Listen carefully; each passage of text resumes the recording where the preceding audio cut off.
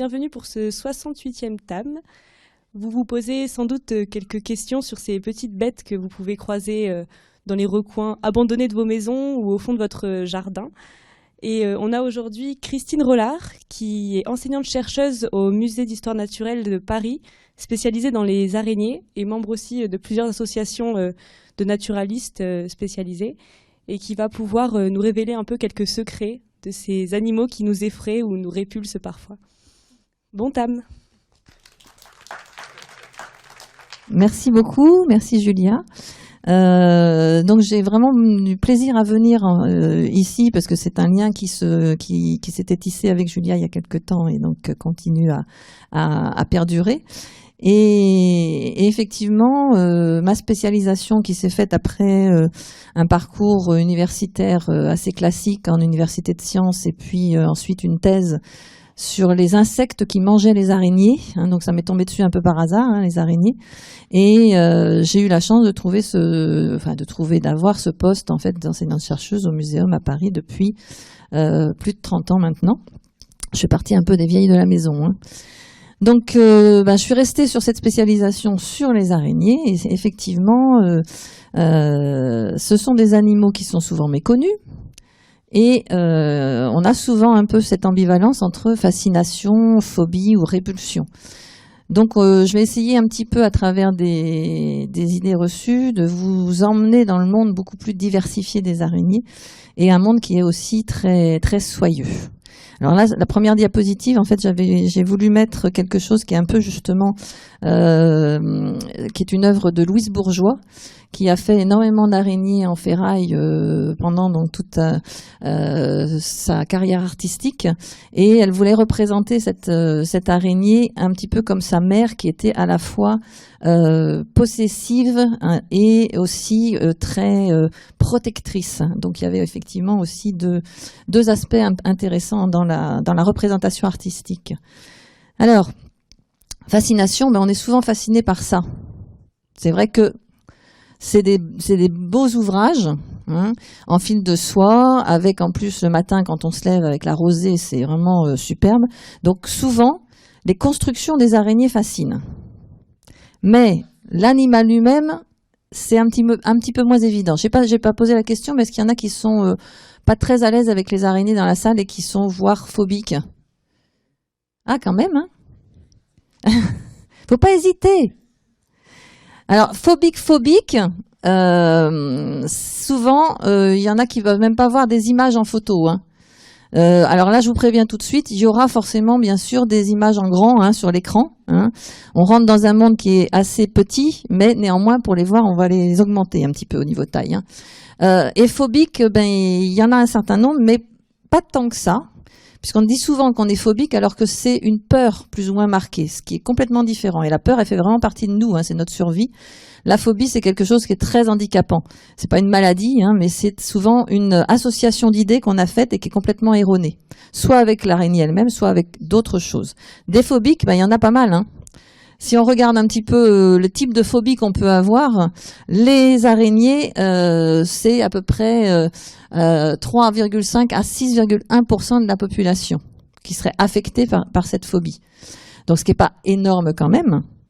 Et en même temps, c'est quelque chose qui n'est pas du tout répandu partout dans le monde. C'est quelque chose qui est vraiment complètement culturel, qui n'est pas ancestral, comme certains le disent. Donc, on n'a jamais été confronté à des araignées géantes dans les temps anciens, on n'a jamais été en compétition avec elles. Ce ne sont pas des animaux, comme l'annonce a été faite, justement, un petit peu pour contrer certaines choses qui sont dites, des animaux vicieux ou méchants, etc. Donc, ça, c'est vraiment des choses qui sont perçues de façon négative, plutôt dans les pays occidentaux et non pas dans d'autres pays. Donc vous voyez qu'il y a quand même un certain nombre de phobies aussi. L'arachnophobie n'est pas trop développée. Une qui n'est pas là, qui est l'ornithophobie, est assez répandue, hein, et il y a pas mal de gens qui vont voir des psys pour soigner leur ornithophobie, parce que c'est des gens qui quelquefois deviennent complètement agoraphobes parce qu'ils veulent plus sortir du tout parce qu'ils voient des oiseaux partout, quoi. Donc c'est quand même pas si évident à vivre, ça. Alors du coup, on est entre fascination et phobie, hein. Alors pourquoi on a peur des araignées? C'est une question qui m'est souvent posée. La réponse, elle n'est pas simple. En fait, on ne sait pas trop, puisque je vous ai dit que c'était quand même assez culturel. Bien sûr, on a des ancêtres qui étaient anxieux. On est dans un monde anxiogène. On a forcément des peurs, et il faut effectivement, pour survivre, avoir aussi de temps en temps des surprises, des peurs pour pouvoir réagir derrière. Néanmoins, c'est pas forcément ça qui va être le plus marquant. Alors bien évidemment, il y a quand même le rôle de l'éducation, de l'entourage qui est proche, de l'école, parce qu'il y a aussi des gens qui continuent en fait à transmettre des idées fausses sur les araignées ou éventuellement vis-à-vis des enfants de la dangerosité, ce qu'on va voir après. Et puis moi, ce qui me gêne beaucoup, c'est, je suis docteur en sciences biologiques, et face à un docteur en médecine qui dit au patient qui a un bouton, vous avez peut-être été mordu ou piqué par une araignée, j'ai un petit peu de mal. Donc ça fait des années que je me bats pour essayer de dire, arrêtez de dire des choses comme ça, puisque vous n'en savez strictement rien. Mais le patient, il aime bien que le médecin il lui donne une réponse. Donc effectivement, il y a quelquefois peut-être. Et il n'y a pas de symptomatologie médicale associée à des morsures d'araignées. C'est pas des piqûres, c'est des morsures en plus. Elles ne mordent que très rarement l'homme. Et puis il y a le rôle des médias.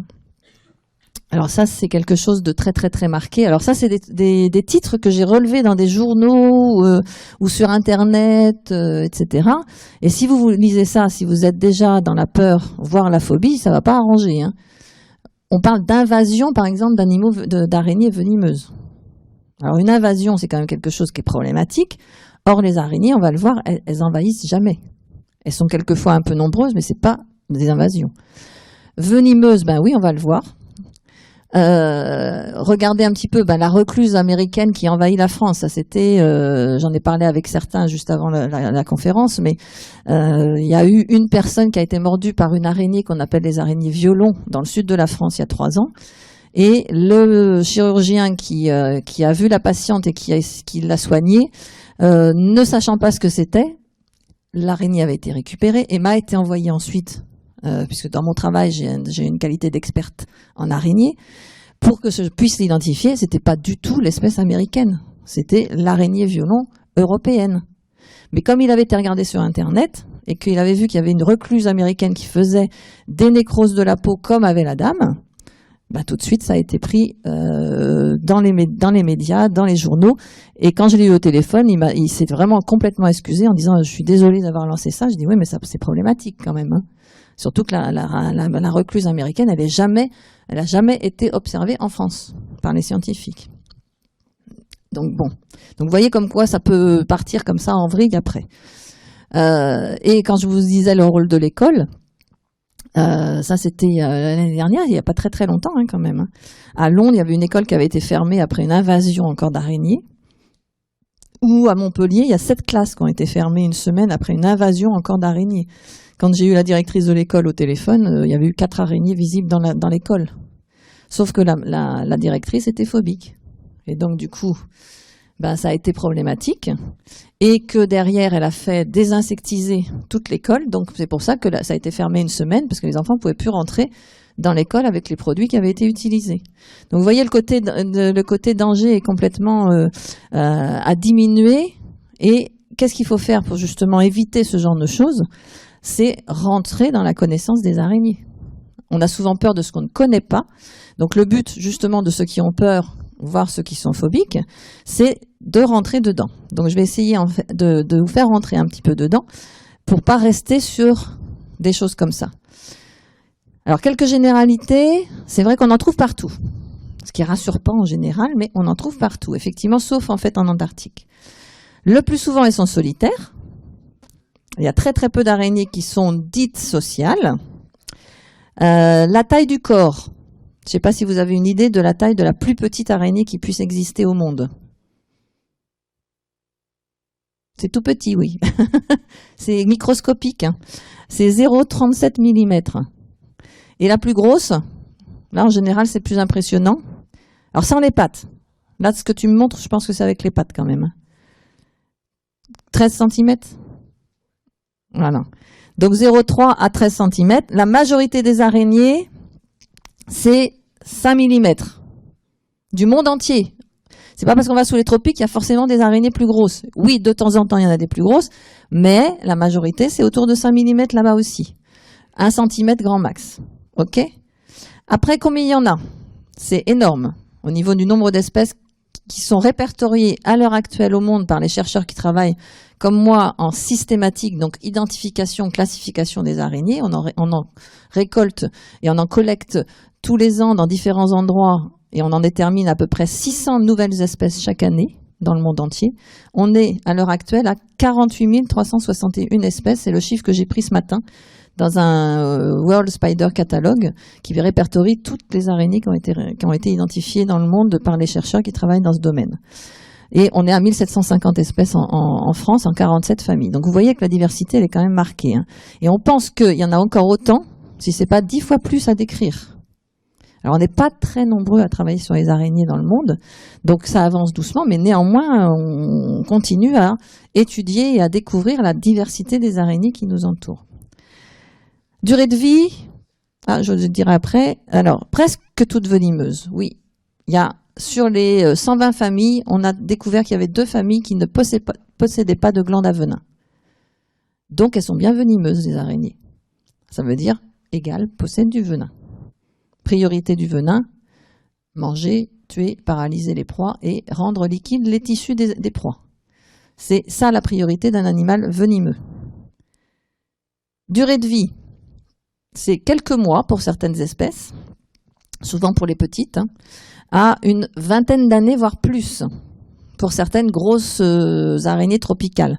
Il se trouve que dans mon travail d'enseignante-chercheuse, j'ai aussi, donc je vous ai dit, ma qualité d'experte, et je reçois de temps en temps des douaniers, des pompiers, avec certains spécimens qui quelquefois viennent de pays exotiques, dans des paquets, qui n'ont pas forcément été déclarés. Alors ça s'est ralenti quand même beaucoup maintenant ce genre d'expédition. Mais j'ai 3 araignées dans mon labo qui ont 25 ans, qui sont nourries, logées sans prédateurs dans des terrariums. Mais c'était des prises de douane d'araignées qui venaient d'Amérique du Sud. Donc on peut avoir des durées de vie qui sont quand même assez importantes. Et le record en fait de durée de vie d'une araignée qui a été suivie par une collègue australienne il y a pas très longtemps, qui est morte après une piqûre de guêpe. L'araignée est morte, elle s'est fait piquer par une guêpe et elle est morte. Elle avait 43 ans. Donc ça c'est quand même le record. Donc la majorité des araignées c'est 1 à 2 ans de durée de vie. Donc la majorité des espèces qu'on peut trouver chez nous et dans le monde entier, elles ne vivent que 1 à 2 ans. Donc au niveau de leur cycle, c'est annuel. Développement par mue. Donc du coup, croissance avec selon les espèces. On peut rien généraliser sur les araignées. Donc c'est vrai que quand je vois régulièrement, moi, dans des écrits, l'araignée, en parlant des 48 000 et quelques espèces, ça me gêne un peu. Donc on parlera toujours des araignées au pluriel. Et on ne parlera pas de la veuve noire ou la mygale. Mygale, c'est 3000 espèces différentes en 20 familles. Donc il faut toujours en fait mettre le pluriel derrière. Et donc elle se développe par mue et selon les espèces, le nombre de mues est différent. Donc ça fait 3-4 mues jusqu'à une quinzaine de mues pour atteindre le stade adulte. Donc quand vous voyez ça suspendu en fait à des fils, donc là l'araignée vient juste de muer, celle qui est en dessous. Alors c'est une araignée qui fait 3 mm à peu près. Et on voit la mue donc complètement vide au-dessus, et là elle est en train de se sécher et de faire de la gymnastique avec ses pattes pour que toute la carapace, donc l'exosquelette, puisse se durcir correctement, surtout au niveau des articulations des pattes. Donc là, voilà quelques informations générales sur les araignées. Bon, je pense que vous aviez quand même un certain nombre de notions. Est-ce que vous connaissiez pour la plupart quand même le monde des araignées ou pas du tout, du tout? C'est vrai que c'est pas forcément vos domaines, mais il y avait des connaissances quand même un petit peu? Non? Certains oui, certains non. Alors, du coup, il y a beaucoup d'idées fausses. Donc, on va essayer de reprendre un petit peu certaines de ces idées. Déjà, puisqu'il y en a qui m'ont dit que vous ne connaissez pas trop, mais bon, c'est souvent associé aux insectes. Alors, peut-être pas forcément parmi vous, mais dans le tout public, on associe souvent toutes ces petites bêtes, c'est d'un même groupe, et les insectes, on les connaît mieux, donc du coup, les araignées font partie des insectes. Elles sont venimeuses? Point d'interrogation. Parce que quand on vient quelquefois m'apporter une araignée en me disant ben celle-là j'ai trouvé à la maison, est-ce qu'elle est venimeuse? Ma réponse elle est oui. Et j'ai souvent derrière. Et or j'ai juste dit qu'elle était venimeuse et vous avez bien compris ce que ça voulait dire venimeux. J'ai pas parlé de danger. Hein. Elle serait toute sombre et poilue, celle que vous avez vue juste précédemment. Elle était verte avec des pattes blanches. Elles sont pas vraiment toutes sombres. Poilue, on va y revenir. Elles tissent toutes des toiles, ça serait la caractéristique. Les mygales, c'est des grosses araignées tropicales. Elles pondraient sous la peau, ça je l'ai souvent entendu. Les boutons du matin, c'est forcément des piqûres d'araignées. Alors j'en ai listé que quelques-unes, hein. Il y en a d'autres. Hein. Je suis en train de préparer aussi, dans mon travail d'enseignante-chercheuse, j'aime bien faire aussi de la diffusion des connaissances. Et j'essaye d'écrire des bouquins. Le prochain, ça sera 50 idées fausses justement sur les araignées, hein, qui sortira l'année prochaine. Et il y a de quoi dire. Et puis, on en avalerait hein, quand même. La nuit, quand on dort, elles vont rentrer dans nos bouches. Et selon les sources, c'est très variable. Il y en a entre 3 jusqu'à une dizaine ou une quinzaine dans notre vie quand même. Bon, alors là, je vous ai dit que c'était des idées fausses. Hein. Donc, on va essayer de les reprendre. Je ne sais pas si vous en aviez quelques-unes dans la tête. Pour certains d'entre vous, ça, vous aviez déjà entendu parler de tout ça. Hein. Oui. Associé aux insectes, pas vraiment. Ok, on est dans les arthropodes, les animaux à pattes articulées, mais ça fait quand même longtemps au niveau de l'évolution, hein, il y a à peu près 500 millions d'années que ça s'est un peu diversifié et qu'on est sur deux branches différentes hein, au niveau de l'évolution. Donc les araignées font partie d'une grande classe qu'on appelle les arachnides, avec des silhouettes que vous devez reconnaître. Hein. Les plus proches parents, c'est les scorpions, les acariens, ce qu'on appelle aussi les faucheux, donc les opilions qui sont entre les acariens et les scorpions. Hein, donc ce sont les faucheux, opilions, ce ne sont pas des araignées, hein, les faucheux. Et puis on a un certain nombre de groupes hein, qui sont plutôt tropicaux, qui sont en noir. Ceux qui sont en bleu, c'est parce qu'on a des représentants sous les tropiques et en Europe. Et vous voyez donc les araignées qui sont en bas, qui se divisent un petit peu en deux, hein, deux grands groupes qu'on connaît. Ce sont les mygales, mygalomorphes, la morphologie des mygales, et les aranéomorphes, la morphologie des autres araignées. Donc ça fait partie effectivement de la petite silhouette en bleu, mais vous voyez que chez les araignées, il y a une silhouette en noir, donc il n'est que tropicale, et il se trouve que c'est une famille qui ne vit qu'en Asie. Hein. Et donc du coup, on a une famille très particulière qui garde un peu, je ne sais pas si vous le distinguez, sur son abdomen, l'abdomen est segmenté, hein, partie arrière est segmentée, alors que les autres, ils n'ont pas gardé ce caractère primitif. Donc, les araignées ne sont pas des insectes, effectivement. Hein, elles sont vraiment avec d'autres caractéristiques. 2 parties dans le corps, pas 3. 8 pattes en général, 6. Bon, même s'il y a certains insectes qui ont aussi 8 pattes, mais bon, la majorité des insectes ont 6 pattes. Les insectes ont des antennes, les araignées n'en ont pas. Donc, la morphologie des araignées est différente. Hein. Il y a quand même un certain nombre de choses qui les distinguent. Et elles n'ont pas de mandibules, elles ont ce qu'on appelle des chélicères, des tiges qui portent des crochets. Donc, déjà, on enlève ça.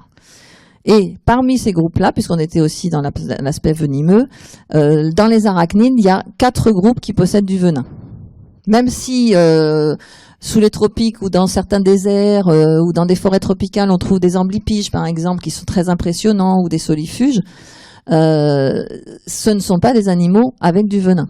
Les seuls animaux possédant du venin, ce sont les scorpions avec le telson au niveau de la queue, les araignées avec leur chélicère, les pseudoscorpions que vous voyez à côté des scorpions au niveau de leurs pinces, hein, c'est grâce à ça qu'ils vont capturer et prédigérer leur proie. Et puis, parmi les acariens, il y en a certains aussi, en particulier dans les tiques, qui, quand ils font leur repas sanguin, hein, ils sont hématophages, ils vont se fixer sur un autre pour prendre des repas sanguins, il y a aussi des toxines qui sont injectées. Donc, pour certains auteurs, les acariens certains acariens font partie des animaux venimeux. Différence mygale-non mygale, je ne sais pas si vous la connaissiez.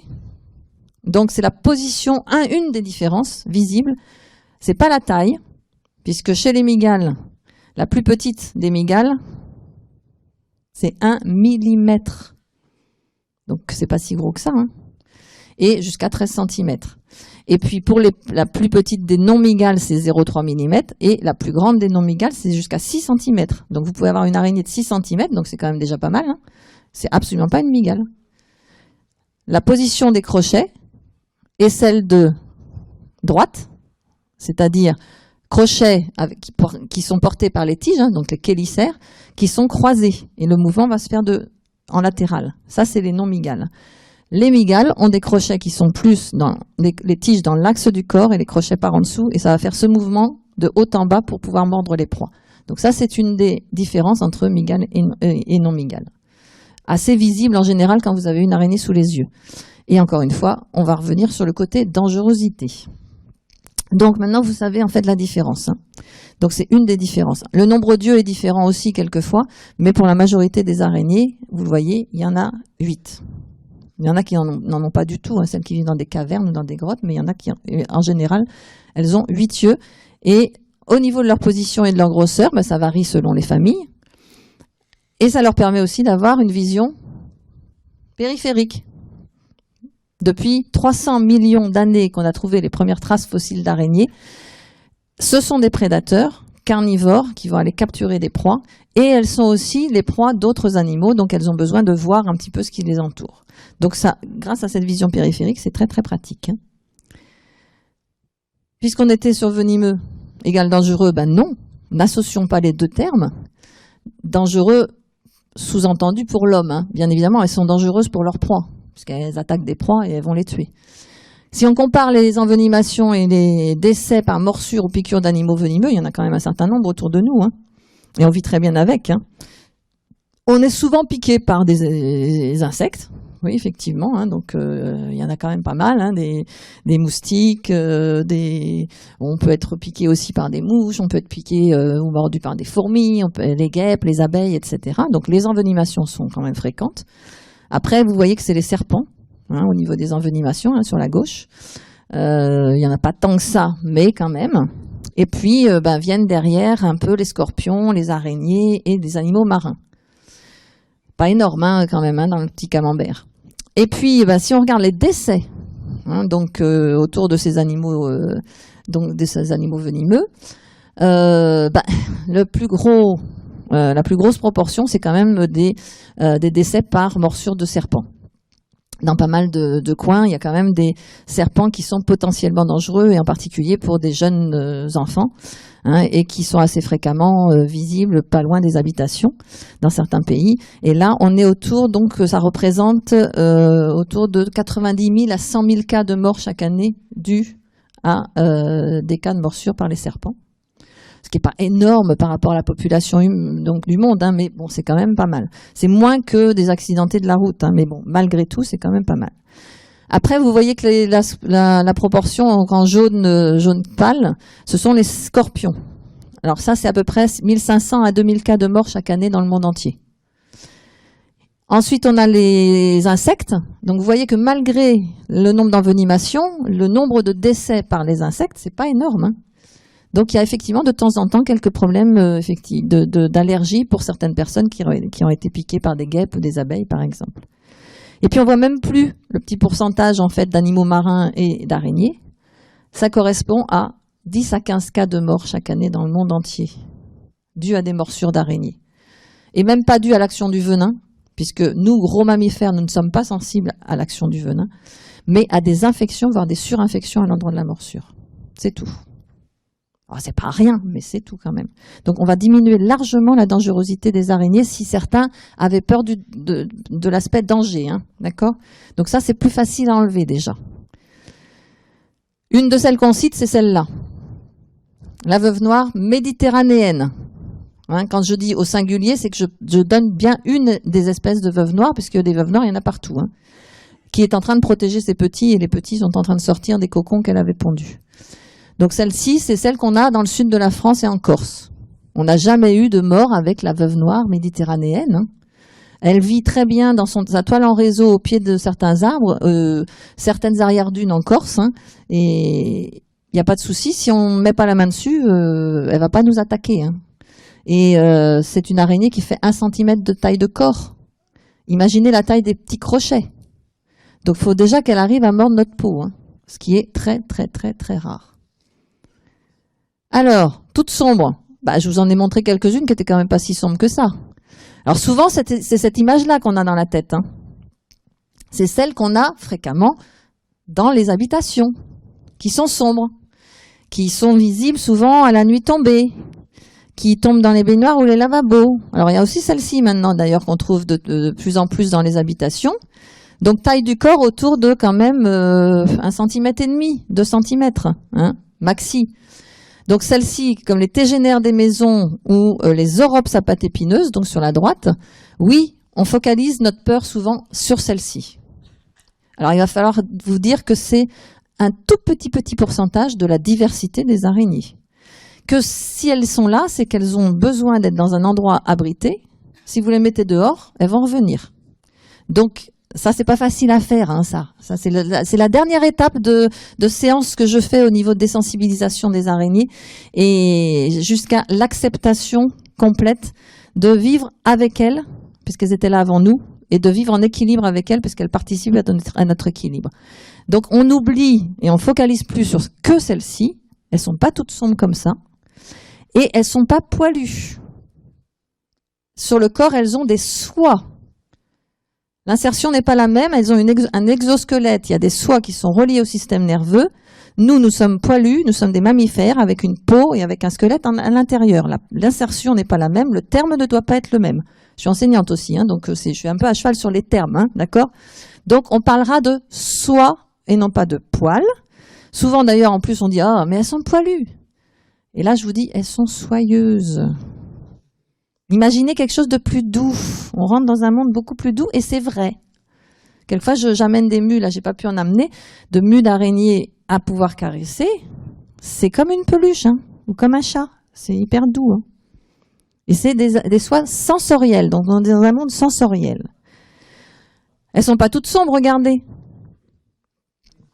Est-ce que tout le monde peut les regarder ou pas? Pas toutes, pas tous. Ça va? La plus grosse, c'est celle qui est en verte, hein. 1,5 cm de taille de corps. Et on voit très bien en plus la petite tache sombre sur l'abdomen qui correspond à son tube cardiaque. Elle a un petit cœur qui bat, c'est un animal, hein. Elle a un tube digestif, elle a des poumons pour respirer, elle a tout ce qu'il faut, hein, c'est un animal.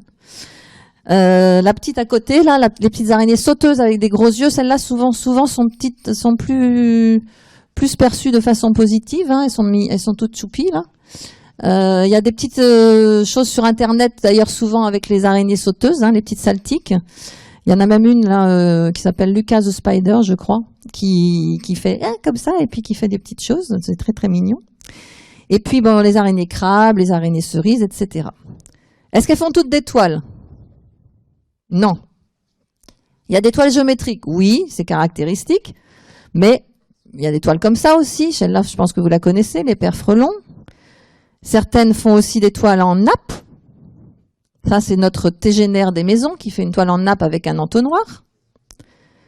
Il y en a qui font des toiles en nappe sans entonnoir et qui se tiennent sous la nappe pour attendre que les proies tombent dedans en s'empêtrant un petit peu dans les fils là, de suspension.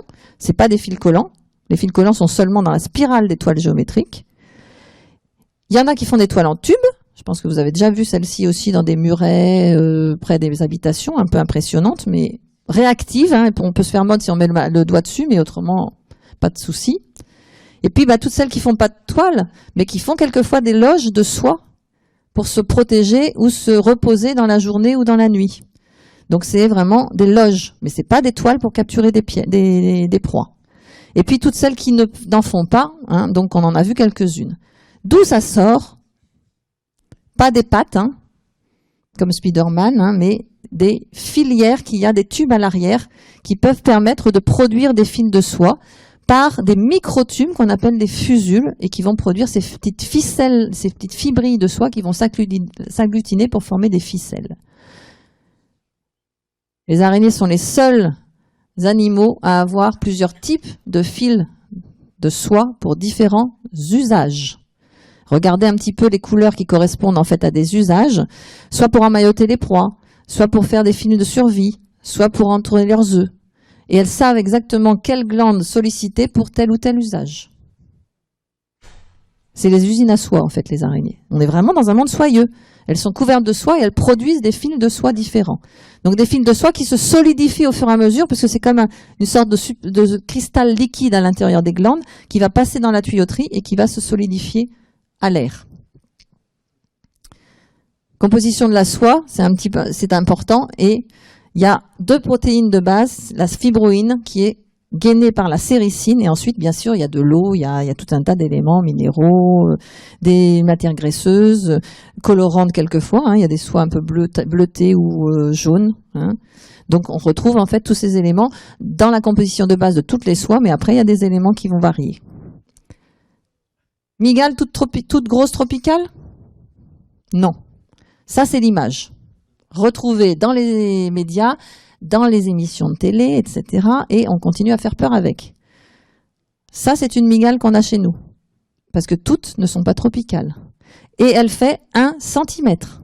Elle vit dans la terre. Dans un terrier, ça c'était à droite, le bout du terrier. En fait, la plus grosse partie est dans le sol. Et elle capture les proies grâce à la partie aérienne. Vous voyez comment elle fait. Ça, c'est notre mygale à chaussettes. C'est des chaussettes de soie. Elle vit dans la soie.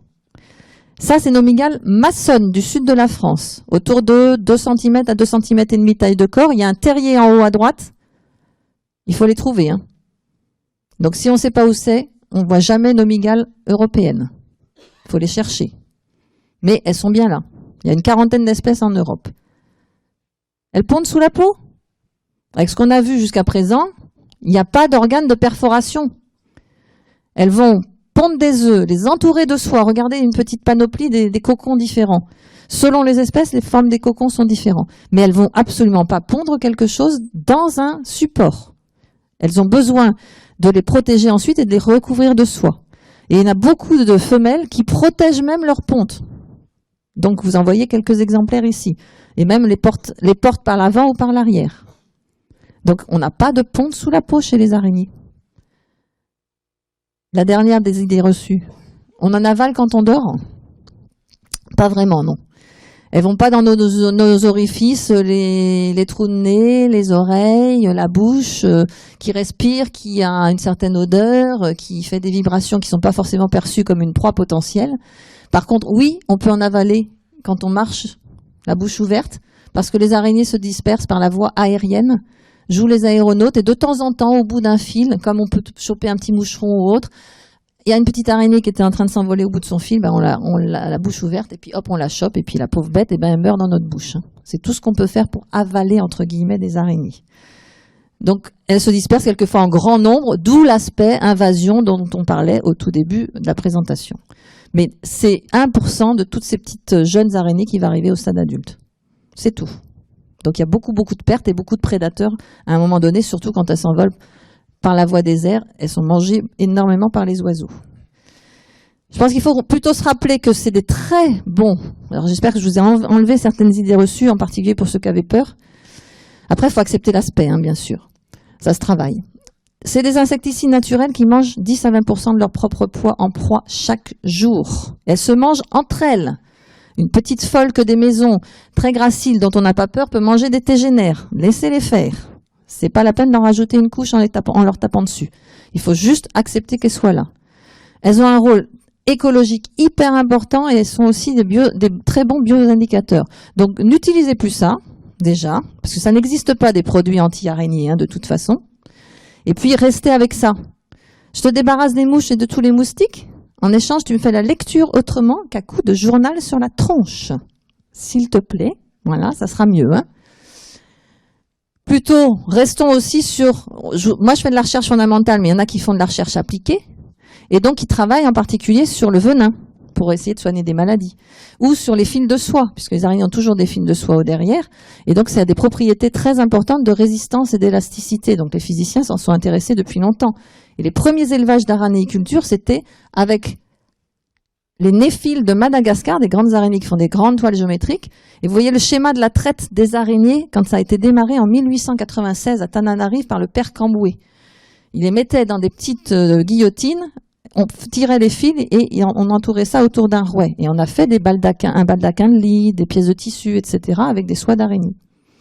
Un peu pour compenser les vers à soie. Depuis, on s'est rendu compte que c'était trop contraignant au niveau des élevages. Ça s'est arrêté dans les années 1900 là-bas. Et il y en a un certain nombre de chercheurs qui travaillent, soit des biochimistes, soit des physiciens, qui travaillent sur la soie. Il y a de plus en plus de choses qui sont faites. En particulier, il n'y a pas très longtemps, dans un séminaire sur le biomimétisme, j'étais avec ce biochimiste allemand, puisqu'il a créé en fait une équipe autour de la soie d'araignée, donc Amsilk, et il a déposé un brevet qui s'appelle BioSteel pour reproduire par d'autres organismes, des bactéries, des filaments de soie qui auraient les mêmes propriétés que la soie d'araignée. Il en produit en assez grand nombre. Il y en a d'autres qui travaillent aussi à Oxford, donc sur la soie. Donc voilà d'autres exemples. En particulier, c'est la soie de capture des toiles d'araignée. Il y a des propriétés très intéressantes. Et puis, un des derniers physiciens qui a travaillé sur les araignées, c'est pas la soie, c'est le revêtement soyeux des araignées, avec justement en particulier l'araignée aquatique et le caractère hydrophobe en fait des soies qu'elle a sur le corps pour reproduire ça et regarder jusqu'où on peut aller de l'araignée aquatique au catalyseur bio-inspiré pour la transformation du CO2 en carburant. Je ne sais pas jusqu'où on va, hein. Après il y a des questions éthiques. Donc j'espère que je vous ai donné un autre aspect des araignées. L'objectif pour ceux qui avaient de la phobie, c'est de ne plus souffrir quand même. On arrête d'avoir des pensées angoissantes quand on parle d'araignées. On arrête de faire des associations qui sont complètement erronées. Et on essaye de changer son point de vue. Et ça, c'est possible. Si on le veut, c'est possible. Donc, j'ai d'ailleurs fait un bouquin avec un psychothérapeute. Je n'ai plus peur des araignées pour aider les gens. Et j'espère que vous avez une autre image des araignées maintenant. Je vous remercie. J'ai un petit peu débordé. Julia m'avait fait ça, mais j'ai un tout petit peu débordé. Merci Christine Rollard pour cette présentation. On va passer à la phase des questions. Alors, est-ce que quelqu'un a une question ?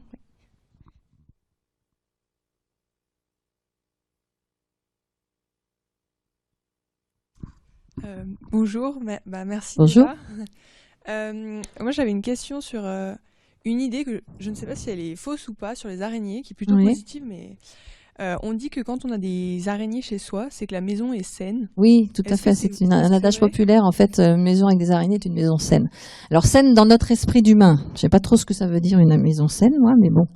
Mais néanmoins, oui, c'est vrai dans le sens où les araignées jouent leur rôle d'assainisseur. Ce sont des insecticides naturels. Dans n'importe quel endroit où elles se trouvent, elles mangent d'autres animaux. Et dans la maison, dans notre esprit, quand on a des mouches, des mites, des moustiques, des acariens, des puces, des punaises, c'est pas super. Et en fait, l'araignée, si on la laisse, elle mange tout ça. Donc, elle assainit notre habitation. Donc, c'est pour ça que j'ai dit à un moment donné, j'ai bien vu des réactions, laissez-les dans les habitations. Oui, parce que n'importe quel endroit, elles jouent le rôle d'insecticide naturel. Donc, oui, on laisse les araignées chez soi. Oui, bonjour, merci pour votre présentation. J'avais une question. Vous avez dit qu'il y a plus de 48 000 espèces d'araignées qui sont recensées en 120 familles. Du coup, je voulais savoir comment vous faites pour savoir si vous êtes tombé sur une nouvelle espèce, parce que ça doit être assez compliqué. Vaste programme. Parce que ça se fait pas en 5 minutes, hein, bien sûr. Quand tu vas dans des endroits qui n'ont jamais été prospectés, tu peux douter qu'il y a quand même pas mal d'espèces nouvelles. Mais après, quand tu regardes ton araignée, donc on travaille beaucoup à la loupe binoculaire et maintenant on fait aussi des analyses moléculaires, mais on regarde déjà les caractères et puis tu te dis, bon, celle-là, tu compares bien sûr avec des animaux qui sont déjà dans des collections, dans des descriptions d'espèces qui ont été faites par tout un tas de chercheurs du monde entier, et tu te dis, c'est bizarre, je retrouve aucun des caractères sur les bêtes que j'ai pu examiner à côté. Donc, tu te dis, je vais demander du matériel en prêt, je vais regarder toutes les publications qui peuvent sortir, et vraiment à un moment donné, tu te dis, non, vraiment, elle n'existe pas. Donc, je peux créer mon espèce nouvelle. Et donc, dans ces cas-là, tu fais ton papier scientifique, tu décris les caractères, etc. Tu donnes un petit nom, tu soumets ça, tu vois si c'est accepté ou pas. Et donc, l'un dans l'autre, si tu collectes ton araignée jusqu'à la publication d'une espèce nouvelle, ça va entre 3 et 10 ans. Ça se fait pas donc en 5 minutes. Mais c'est vraiment après avoir fait toutes les vérifications dans des musées où il y a déjà des araignées qui ont été déposées dans tel endroit, de telle région, etc., où tu vois des caractères du genre qui peuvent être semblables, et puis tu te retrouves avec rien du tout qui correspond à des espèces déterminées déjà. Donc voilà. Mais ça se fait, je te dis, quelquefois on peut se tromper aussi, hein. Il y a peut-être une publication qui nous a échappé, et puis tout d'un coup il y a un autre chercheur qui dit t'avais pas vu qu'il y avait ça? Bon, ben, l'erreur est humaine, hein. Un chercheur, une des premières qualités d'un chercheur, c'est de savoir se remettre en cause. Et c'est la modestie. Hein. Donc oui, on peut faire des erreurs. Mais à un moment donné, quand il faut bien te décider, ben, tu te dis, ben oui, celle-là, elle est nouvelle. Ici. Merci d'être venu. Merci. J'avais une question avec Maxime à côté. Que pensez-vous de Spider-Man? Il paraît que je m'appelle Spider-Woman, tu sais, en plus. C'est génial. Spider-Man, il a été quand même bien observé parce que il cumule un peu plusieurs caractéristiques des araignées. C'est-à-dire qu'il produit de la soie quand même. Bon, pas forcément par le bon endroit. Hein, c'est ce que je disais ce midi quand je vais avec dans des classes avec les enfants et que je leur demande d'où ça sort, ils me font comme ça. Donc je sais que là ils ont vu Spider-Man, hein. Mais bon, par le derrière, ça aurait été un petit peu particulier quand même. Donc du coup, il produit des fils de soie, plusieurs. Donc ça c'est intéressant parce que c'est pas qu'un seul fil, c'est plusieurs souvent qu'il produit. Il va s'accrocher avec ses fils sur des supports. Oui, les araignées peuvent faire ça avec des points d'accroche du bout des fils. Il peut se déplacer sur des murs. Alors, toutes les araignées ne le font pas. Bon, lui, il cumule un peu tout, hein. Mais il y a des araignées qui se déplacent facilement sur le mur avec des soies sur les pattes qui peuvent permettre d'adhérer, hein, par des forces électrostatiques. Et puis d'autres ne le font pas. Il construit des belles toiles géométriques. Certaines le font aussi. Donc, il y a quand même des observations, en fait, pour Spider-Man. Et puis, en plus, il sauve des gens. Même si, quand même, au départ, il a été quand même mordu par une araignée un peu transgénique. Elle était un peu modifiée, quand même. Ok, du coup, j'avais aussi une autre question. Que pensez-vous des personnes qui ont des araignées de compagnie chez eux, qui gardent Oui, ça a été dans les années 90, en fait, ça a été bien développé comme NAC, nouveaux animaux de compagnie. Ça reste un animal sauvage complètement non apprivoisable. Il n'y a pas de relationnel avec les araignées. Elles n'ont pas un cerveau. Elles ont des systèmes nerveux. Elles sont très sensorielles. Il n'y a pas de relationnel. Et j'ai jamais été pour les élevages, hein, donc je peux pas, voilà. Mais j'ai quand même fait des conférences à des gens qui ont des élevages pour pas qu'ils fassent n'importe quoi. En même temps, voilà, il y a pas mal d'animaux qui sont comme ça dans des terrariums par un certain nombre de personnes, gardés par un certain nombre de personnes. Moi, je suis pas forcément pour. Néanmoins, on a fait des élevages de tout un tas de bêtes avant pour pouvoir savoir comment ça vivait, comment ça se reproduisait. Il a bien fallu faire des observations. Après, pour moi, il y a des bons éleveurs et il y a des mauvais éleveurs. Donc, je peux pas mettre tout le monde dans la même catégorie, hein, et ça dépend ce qu'on va faire derrière. Voilà, c'est tout. Ok. Bonjour. Et merci de votre intervention. Bonjour. Moi, j'aurais aimé savoir, aujourd'hui, les araignées, comment leur population évolue. Est-ce qu'elles sont menacées, par exemple, parce que il y a de moins en moins d'espaces naturels, par exemple en ville. Donc, comment leur population évolue et si elles sont menacées, du moins en Occident. Alors, je rebondis surtout en ville, parce qu'en fait, les araignées sont vraiment partout, ville, campagne, montagne, c'est jusqu'à 6700 mètres d'altitude, dans les déserts. Donc, elles sont vraiment, c'est un des premiers groupes zoologiques qui recolonisent très facilement les milieux perturbés. Donc, il y a déjà un avantage grâce à leur pouvoir de dispersion aérien. Néanmoins, on n'est pas très nombreux, c'est ce que je disais tout à l'heure, pour avoir fait des suivis sur des longues périodes, tu vois, de cycles, pour se dire, elles chutent. Mais à dire d'experts, on le voit. Et puis vous avez bien vu des choses qui sont parues sur la chute des effectifs d'oiseaux, d'insectes, etc. Les insectes sont les proies privilégiées des araignées. Si elles ont pu à manger, au bout d'un moment, ça va impacter. Et bien évidemment, l'assèchement des milieux, l'artificialisation des habitats, le fait qu'on soit quand même aussi de plus en plus nombreux, on détruit un certain nombre de milieux naturels, comme tu le disais. Donc oui, ça impacte. Ça, c'est évident. Sauf que nous, derrière, on n'a pas les chiffres. Tu vois. Et donc, on ne sait même pas s'il y a des espèces qui ont disparu, puisqu'on est encore en train de faire l'évaluation de la diversité actuelle. Et donc, dans certains groupes, on peut le faire, surtout sur les vertébrés. Dans certains groupes d'oiseaux, mammifères, etc., on sait quand on a une espèce nouvelle plus rapidement, et on sait quand elle disparaît. Pour beaucoup d'insectes et les araignées et les arachnides en général, on n'est pas sur des précisions aussi importantes par rapport aux chiffres qu'on pourrait donner. Mais oui, il y a un impact. Oui. Il y a des gens qui ont suivi des populations dans des mêmes milieux depuis des années et des années. Ils ont beaucoup moins d'effectifs. Hein. Il y a un impact direct avec même l'utilisation d'insecticides, de pesticides, etc. Et puis la chute des proies, de toute façon aussi. Hein. Et beaucoup d'assèchement de zones humides, de coupes. Enfin bon, il y en a qui sont faits aux forêts, d'autres à la neige, sous les petites poches sous la neige. Enfin, c'est vraiment très très particulier.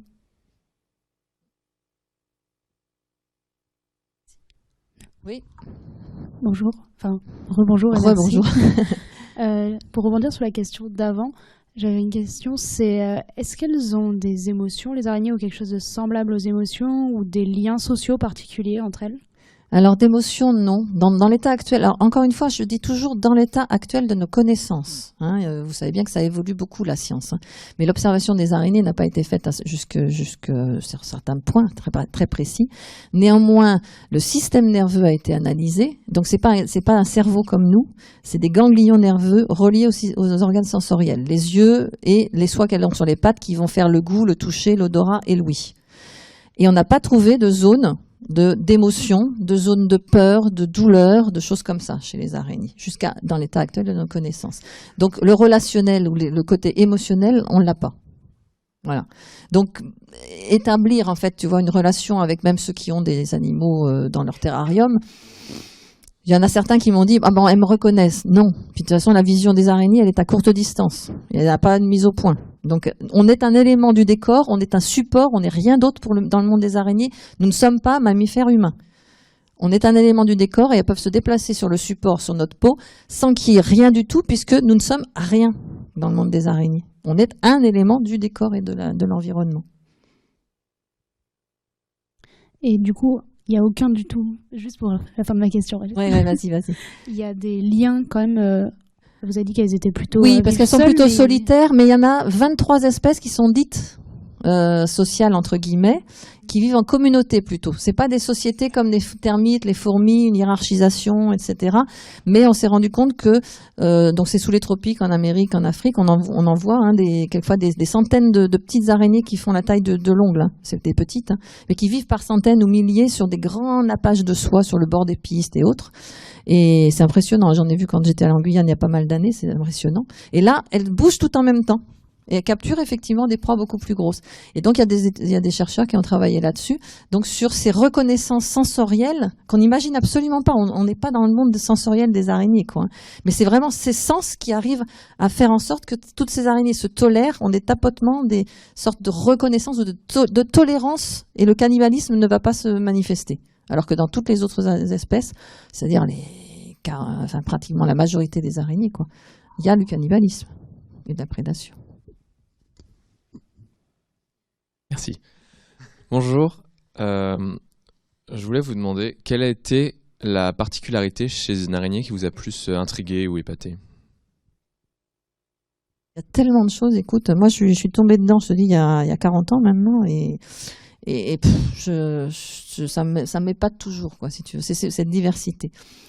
Je vais plutôt parler d'une émotion, alors du coup. C'est que la découverte d'une araignée, moi, je trouvais ça fantastique. J'avais vu ça que dans des livres. Je vous ai donné des formes de toiles classiques. Et puis, j'avais vu dans des livres qu'il y avait des araignées qui s'appelaient les araignées gladiateurs ou rétières. Donc, ils faisaient une sorte de toile géométrique, mais qu'elles tenaient au bout de leurs pattes et qu'elles lançaient comme des gladiateurs sur celui qui avait le filet avec un trident, là, sur leur proie. Et je suis allée en Guadeloupe il y a pas mal d'années. Et qu'est-ce qui s'est passé? On a fait des observations de nuit avec l'autre personne avec qui je faisais les araignées. Et on a vu tout d'un coup sur le bord d'une piste. Donc cette araignée gladiateur m'a fascinée quand même. Elle est grande comme ça. Et elle a une toile bleutée, vue à la lampe frontale. C'est superbe comme. Et puis on l'a vu jeter ce filet sur ses proies.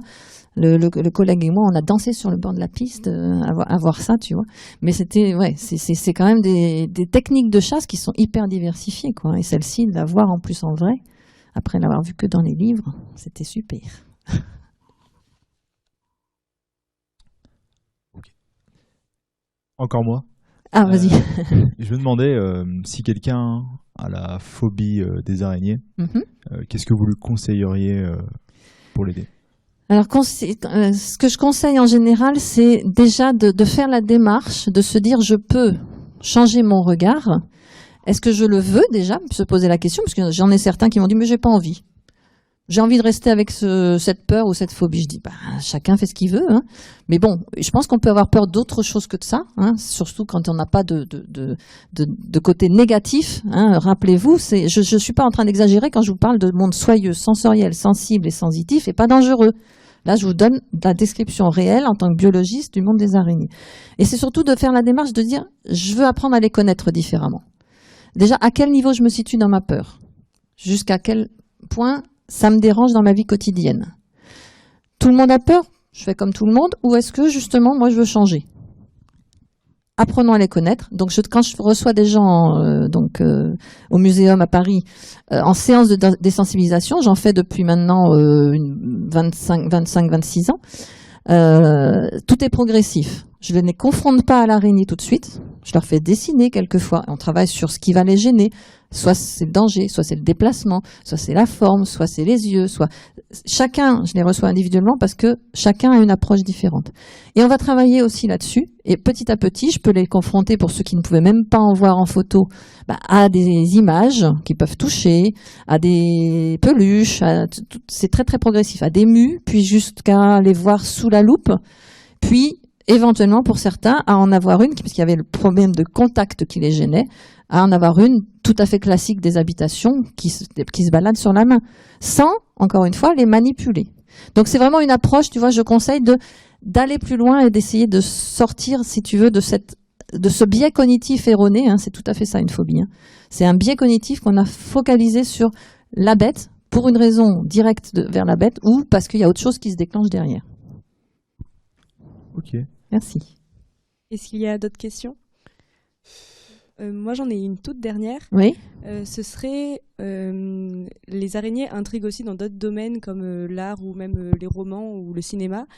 Et est-ce que des personnes de ces milieux-là vous sollicitent et si oui, de quelle façon? Oui, effectivement, ça fascine aussi pour d'autres corps de métier, et en particulier des artistes, des chorégraphes, des plasticiens, etc. Et j'ai la chance en fait d'être contactée régulièrement, parce que je trouve que c'est une chance, parce que ça ouvre l'esprit vers d'autres univers, par des artistes, par des gens qui font des expositions, par des musiciens quelquefois, pour essayer de faire des choses autour des araignées. Donc soit des expositions, soit des représentations, des performances autour des araignées, soit de l'araignée elle-même, soit de tissage. Hein. Il y avait justement au Fête des Lumières de Lyon, hein, il y a 2 ans, il y a eu un artiste qui m'avait contacté pour faire une représentation qu'il a pu faire sur une des places de Lyon, alors je ne me rappelle plus laquelle, où effectivement il était artiste éclairagiste, et donc avec des néons, il avait fait des sortes d'araignées, mais il voulait que ça soit très réaliste. Donc est-ce qu'il y avait des araignées sociales? Oui. Est-ce que si je les faisais venir comme ça, avec les lumières, vers un point central, qu'est-ce que ça voulait dire? Oui, elles peuvent capturer une proie ensemble, voilà. Donc il y a des choses comme ça. Après, dans des expositions, pour montrer effectivement les araignées différemment. Donc c'est vraiment des choses qui restent très ouvertes, et il y a beaucoup de gens qui sont intéressés. Puis on a vu au tout début, avec l'artiste Louise Bourgeois qui fait des sculptures, c'est vrai que bon, il y a pas mal de gens qui sont aussi inspirés par ça, quoi, et par le tissage. Ça, c'est vraiment aussi un aspect de mon travail que j'apprécie beaucoup, c'est l'ouverture vers d'autres, une autre forme de prise de connaissance en fait de ces animaux-là. D'autres questions? Oui.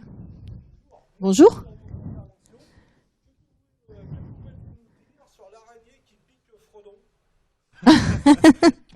Alors déjà, elle est géante hein, quand même. Hein. On a vu que la plus grosse, elle faisait pas ça, hein, déjà.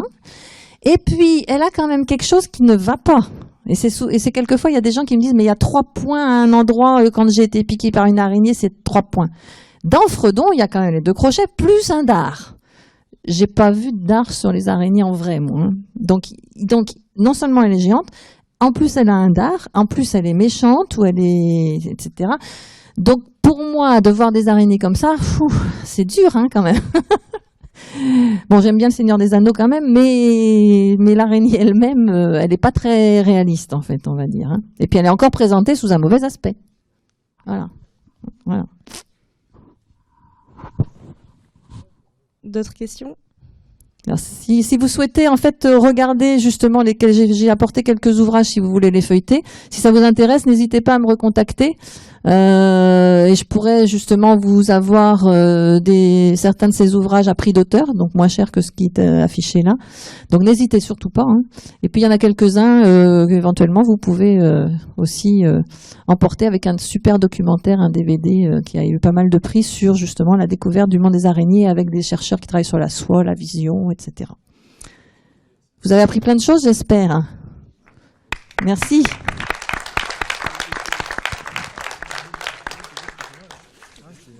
Et dans les temps Oui. Il y a aussi un petit guide sur les araignées qui est assez intéressant si vous aimez vous balader dans la nature pour déterminer les araignées. Je l'ai eu entre les mains et il est assez sympathique.